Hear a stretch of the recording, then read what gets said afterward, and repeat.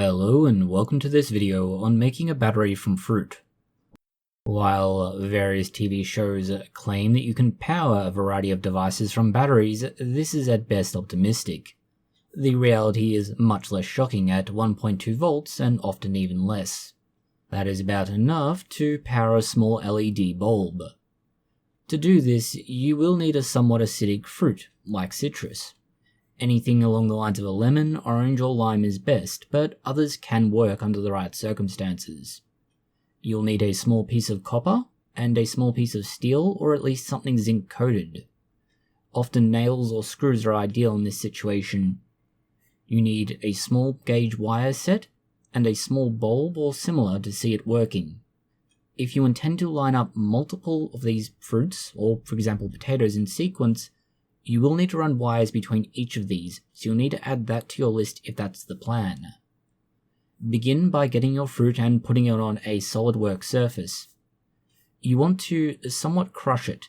That's because the juice within it needs to flow freely, and by crushing it somewhat in your hands, not breaking it, but crushing it slightly, you allow those sacs with fruit juice in them to break and the juice then flows freely.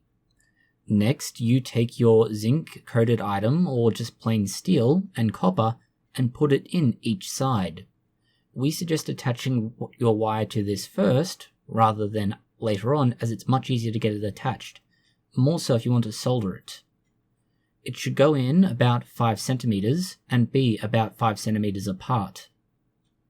Make sure you do not go all the way through the fruit. You can now hold your LED with tweezers and put it against the exposed end of the wire. You should see it light up.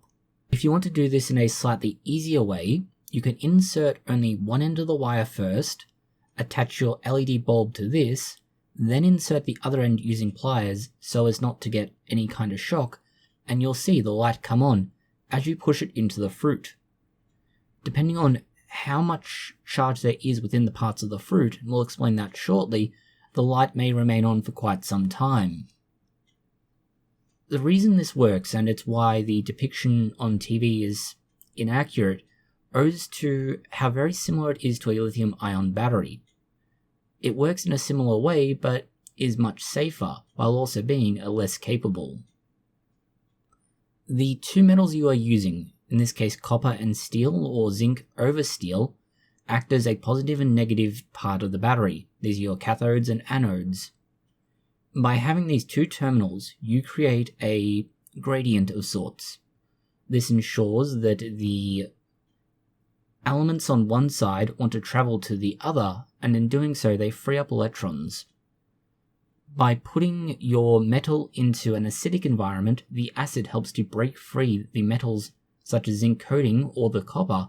These then enter your solution and allow for that transmission of energy across it. The fruit itself acts as a semi-permeable membrane. This allows the electrons to then enter the wire, travel along the wire, and get to your LED bulb eventually. This will power it for a time. In a similar way to what lithium batteries will do if they are for any reason overheated or have a puncture in them, the hydrogen in there will start forming a gas. This is because the hydrogen ions bond to each other on the copper end of the terminal. This then creates gas and allows you to continue generating some small amount of power the entire time. While fruit certainly does work, a potato is also viable and much more real than any cake. The trick with this is that individually no one fruit or similar really can provide much power. A fruit-powered lifestyle for a human is only possible because the human body can process the contents of fruit into a much more useful format using biological processes. Unfortunately, we cannot say the same for extracting electrical power.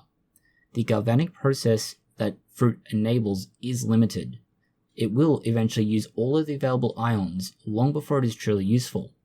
This happens for a few reasons. The big one is simply that there isn't a lot of metal material to start with.